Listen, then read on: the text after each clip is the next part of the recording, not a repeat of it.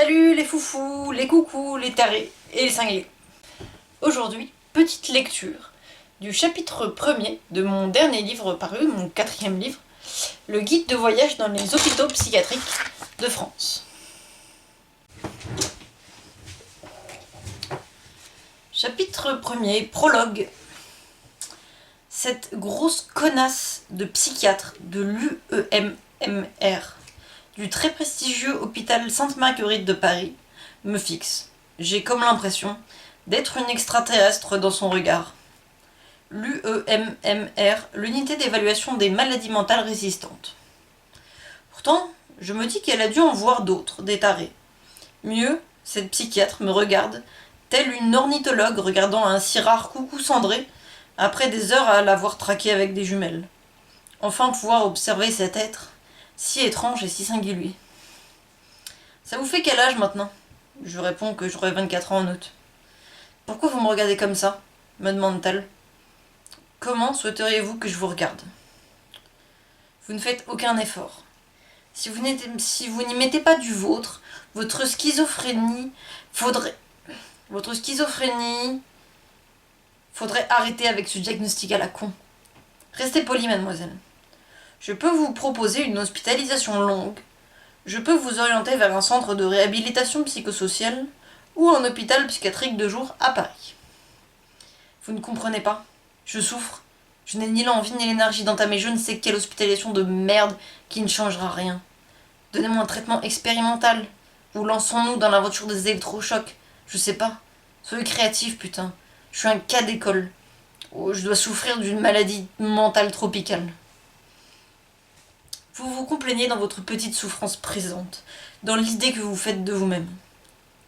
J'ai pensé, ta gueule connasse, mais rien n'est sorti. Je me suis tue. La psychiatre au regard agressif et à l'air franchement agacé me lance des regards noirs. Elle se sent probablement impuissante à m'aider, donc frustrée.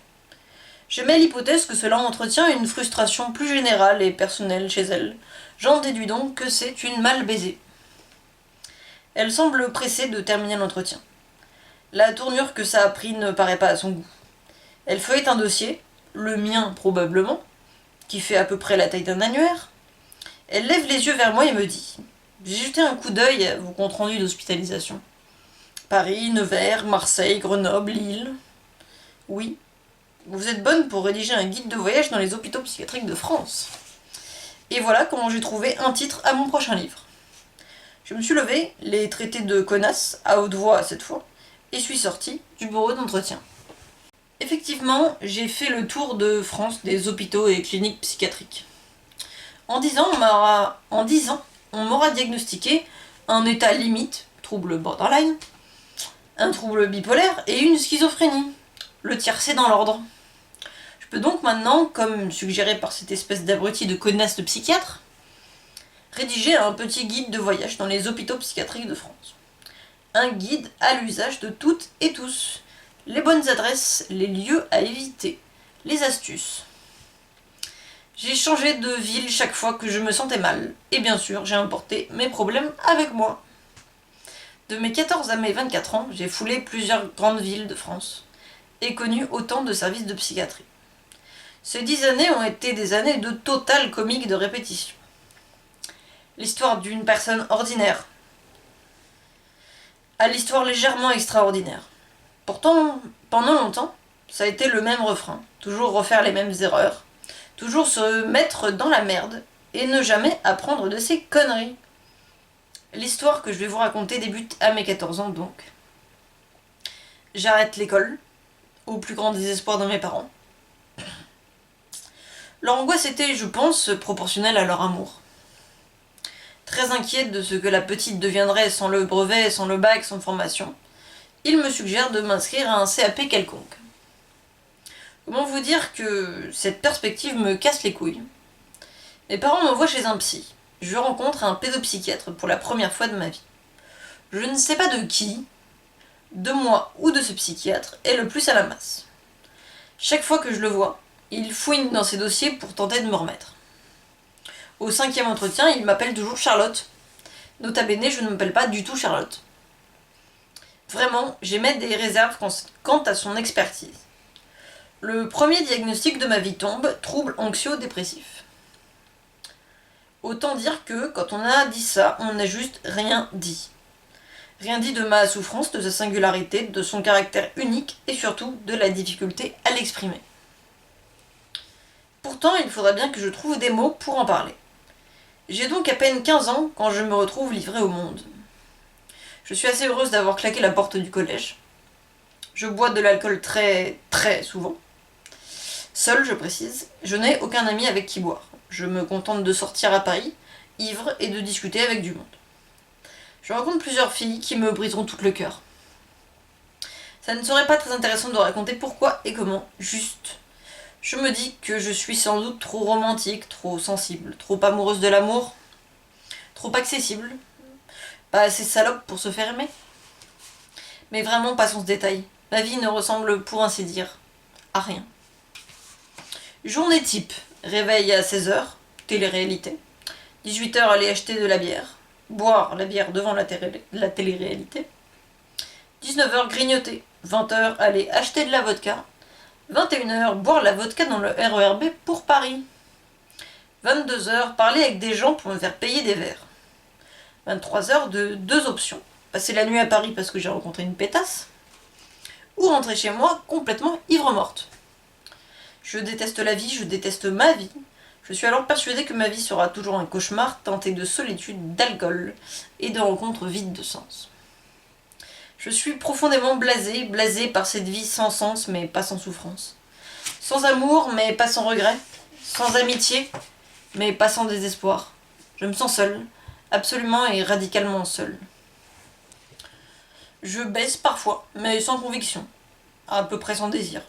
Je ne sais même plus si je suis attirée par les hommes, les femmes ou les deux. Il n'y a dans ma vie que des instants vides partagés avec mes semblables. Mes semblables ? Je ne vois pas vraiment de similitude entre moi et mes congénères humains. La vie est une expérience douloureuse et une course perdue d'avance. Dépressive, moi ? Oui, sans doute. Mais l'expérience dépressive a aussi ses avantages. On flotte, on surnage dans l'existence. Plus rien n'a d'importance. C'est comme des vacances d'été, sauf que c'est la grisaille qui est présente tous les jours. On s'habitue facilement à la dépression.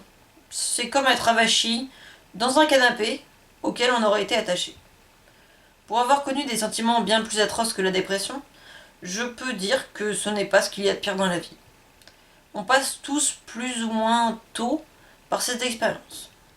Cette souffrance est un bon professeur.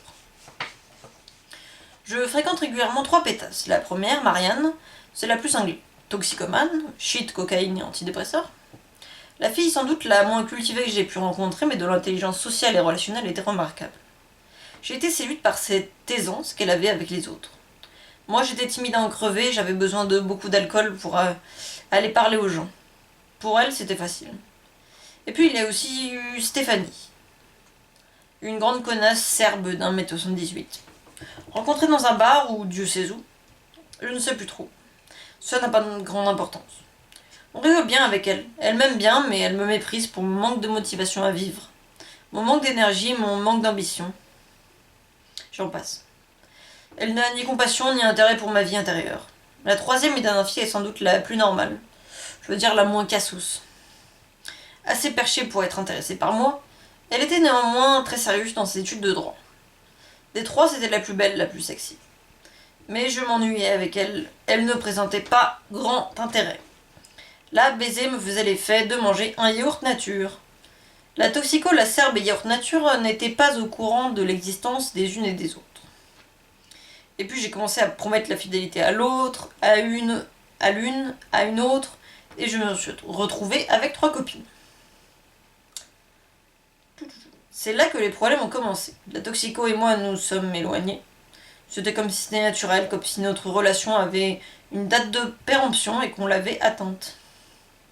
Ça ne m'a pas fait beaucoup de mal. Ok, j'ai pleuré. Pleurer, ça fait du bien.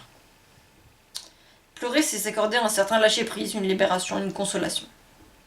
Quand on va vraiment mal, on ne pleure plus. Et puis Stéphanie et moi, nous sommes engueulés assez violemment. La rupture a été nette. Concernant Yaourt Nature, Elle a découvert l'existence des deux autres et m'a larguée. Je me suis retrouvée seule, en tête à tête avec ma bouteille de vodka. J'ai 14 ans et je connais alors ma première idée suicidaire sérieuse. L'histoire commence ici. Je me souviens de tout.